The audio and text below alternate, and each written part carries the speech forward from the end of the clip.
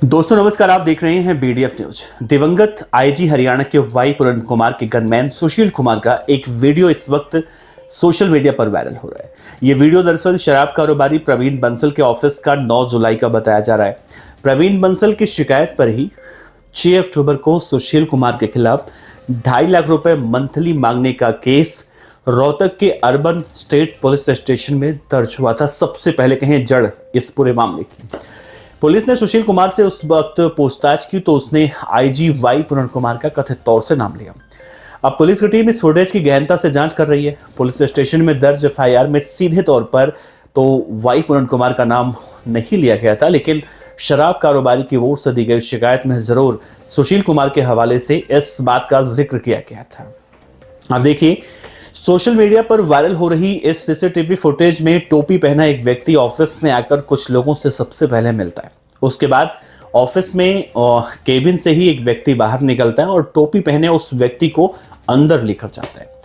इसी CCTV footage को आधार बनाकर शराब कारोबारी ने आरोप लगाया था कि आईजी का गनमैन सुशील कुमार मंथली देने का दबाव बना रहा था।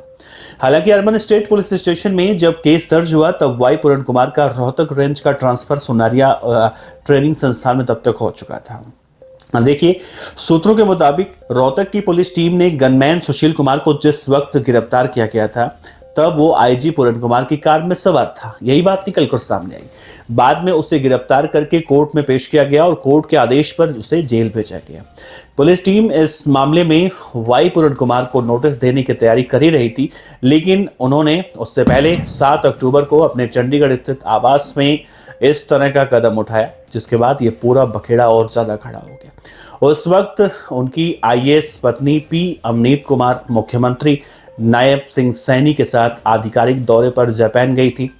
चंडीगढ़ पुलिस को वाई पूरन कुमार के पास से एक फाइनल 8 पेज का नोट भी मिला था, आप सभी को पता होगा, जिसमें तत्कालीन डीजीपी शत्रुजीत कपूर, रोहतक के तत्कालीन एसपी नरेंद्र बिजारनिया समेत अन्य आईएएस और आईपीएस ऑफिसरों के नाम उसमें लिखे गए थे वाई पूरन की तरफ से। अब जापान दौरे से लौटने के बाद पी अमनीत कुमार की शिकायत पर चंडीगढ़ में केस दर्ज हुआ था और परिवार के लोगों ने वाई पूरन कुमार का पोस्टमार्टम कराने से उस वक्त इनकार कर दिया था। ये मामला बढ़ने पर हरियाणा सरकार ने रोहतक के एसपी नरेंद्र बिजारनिया को तत्काल प्रभाव से हटा दिया और डीजीपी शत्रुजीत कपूर को छुट्टी पर भेज दिया। और इसी बीच 14 अक्टूबर को रोहतक के एसपी ऑफिस स्थित साइबर सेल में तैनात एएसआई संदीप लाठर ने भी रोहतक के लड़हौत स्थित अपने खेत में बने उस कमरे में इस तरह से उन्होंने भी दूसरा बड़ा कांड करके कहीं ना कहीं लोगों को चौंका दिया। अब देखिए, वो आईजी के गनमैन सुशील कुमार को गिरफ्तार करने वाली टीम में शामिल थे।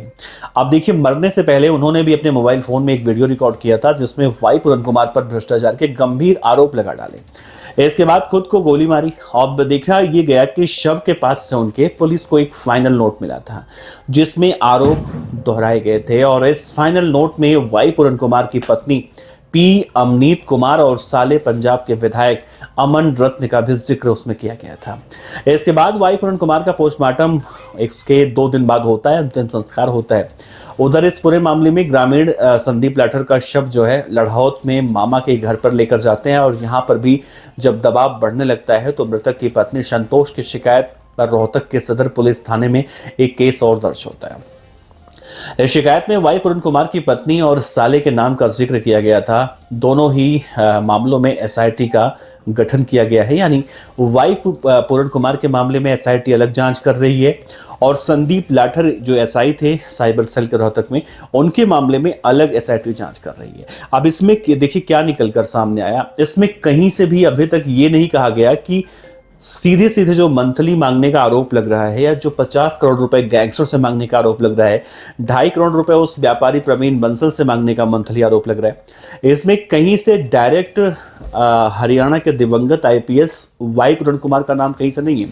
अब उनका गनमैन अगर किसी से भी रंगदारी मांगता है, अपने नाम के दोस्त दिखाता है, तो इसमें कहीं से वो गलत नहीं हो सकते। ऐसा फिलहाल अभी देखने को यही मिल रहा है। वैसे जांच पड़ताल इस पूरे मामले में की जा रही है और कहा यही जा रहा है कि आगे जांच के जो नतीजे निकलकर सामने आएंगे वो चौंकाने वाले होंगे, क्योंकि गनमैन जो है वो इस वक्त जेल में है और उससे पुलिस पूछताछ भी कर रही है। इस मामले में जो एसआईटी का गठन हुआ है वो सुशील कुमार से भी पूछताछ कर रही है कि आखिर वो वहां पर अगर मंथली मांगने के लिए जाता था तो किसके आदेश पर जाता था।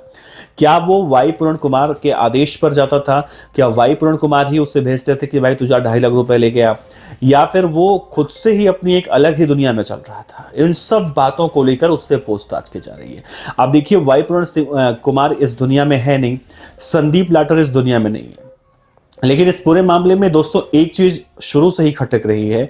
कल हरियाणा के जो नए डीजीपी साहब बने हैं उन्होंने साफ तौर से कहा है कि आजकल हम दो दुनिया में जी रहे हैं, एक सोशल मीडिया की दुनिया है और एक सही दुनिया है। तो सोशल मीडिया की दुनिया में क्या हो रहा है उससे हमें कोई मतलब नहीं है, सही दुनिया में क्या हो रहा है उससे हमें मतलब रखना चाहिए। हालांकि उन्होंने सीधा सीधा अगर उनके इशारों को समझने की कोशिश करें तो उनके कहने का मतलब ये था कि सोशल मीडिया पर इस पूरे मामले में जिस तरह से अफवाहें फैलाई जा रही हैं उस पर ध्यान मत दें। सोशल मीडिया की अफवाहों पर ध्यान देंगे तो अमेरिका का जो पैसा कमाने का धंधा है वो बढ़ेगा, अमेरिका को पैसा जाएगा, उससे हम लोगों को कुछ नहीं होगा।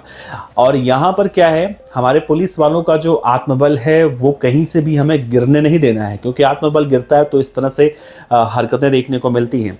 लेकिन भाई साहब, इसमें ये सब कहानी निकल कर सामने जो आ रही है, ये सब कहानी करने की कोई बात नहीं है।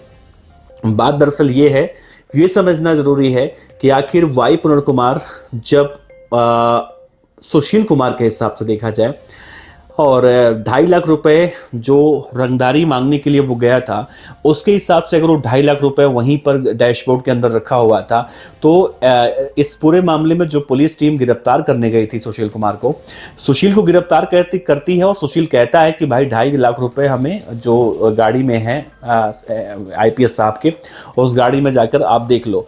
तो उस वक्त ये पैसा रिकवर क्यों नहीं किया गया? यही सबसे बड़ा सवाल है कि आखिर जब इतनी चिंता थी तो सबसे पहले उस पैसे को रिकवर करना चाहिए था, ताकि जिसकी गाड़ी में था उस पर आरोप लगाया जा सके। लेकिन उस वक्त आरोप नहीं लगाया गया और उस वक्त सुनने में यह भी निकलकर सामने आया कि अगला नंबर वाई पूर्ण कुमार सिंह का था, ऐसा उन्हें धमकी दिया गया था। और इन्हीं सब बातों में प्रेशर में आकर उन्होंने इतना बड़ा कदम उठा लिया। तो इन सब मामलों में या इन सब बातों में सच्चाई कितनी है ये खैर देखना अलग होगा। दोनों ही मामलों में एसआईटी की जांच चल रही है। और दूसरा सबसे बड़ा पहलू इस केस में वही देखने को मिला था कि संदीप लाठर जो एसआई थे, इस पूरे मामले की जांच वाली टीम में शामिल थे, वो अपनी जगह पर अगर सही थे तो उन्होंने इतना बड़ा कदम क्यों उठा लिया? उनके भी छोटे छोटे बच्चे थे यार, उनके भी घर वाले थे, उनकी पत्नी थी, पिताजी नहीं थे, माताजी थी, बहनें थी 5-5। उन्होंने ऐसा कदम क्यों उठा लिया जब वो आरोप ही लगा रहे थे? क्योंकि हमने देखा अगर पुलिस किसी केस में किसी के ऊपर आरोप लगाती है तो क्या इतना बड़ा कदम उठाता है क्या? अगर ऐसा होने लगे तो भाई साहब फिर कहने ही क्या है, फिर तो कोई मतलब नहीं होता किसी भी जांच पड़ताल का। तो इस पूरे मामले में अभी जो दिखाया जा रहा है वो देखिए, और आगे जो जांच कमेटी जो एसआईटी बनाई गई है वो जब जांच करके आएगी उसमें क्या कहा जाता है वो देखना बड़ा इंपॉर्टेंट होगा। तो इस पूरे मामले में आप खुद सोचिए कि जो अब शराब कारोबारी के ऑफिस में सुशील का जो तस्वीर निकलकर वायरल हो रहा है कि वो 2.5 लाख रुपए मंथली मांगने के लिए गया था और वो भी वाई पूर्ण कुमार के आदेश पर गया था, तो अभी तक इस बात की कोई प्रामाणिकता नहीं है कि वो वाई पूर्ण कुमार के आदेश पर ही लोगों से मंथली मांगना चाहता था। हो सकता है उनके नाम के आड़ में वो खुद वसूली करता हो, और वो भी उस वक्त जब उनका ट्रांसफर कहीं और हो चुका था। ऐसे में बड़ा सवाल उठता है कि सुशील कुमार आखिर झूठ क्यों बोल रहा है? क्या वो अब जो नहीं है इस दुनिया में, वाई पूर्ण कुमार, उनके नाम पर अब बचने की कोशिश कर रहा है, या फिर इसके पीछे की कहानी ही कुछ और है? जो अभी दिख रहा है वैसा बिल्कुल नहीं है, बल्कि जो नहीं दिख रहा है वही इस केस में है, जो शायद ही कभी सामने आए। फिलहाल अपने विचार रखिएगा दोस्तों। नमस्कार, जय।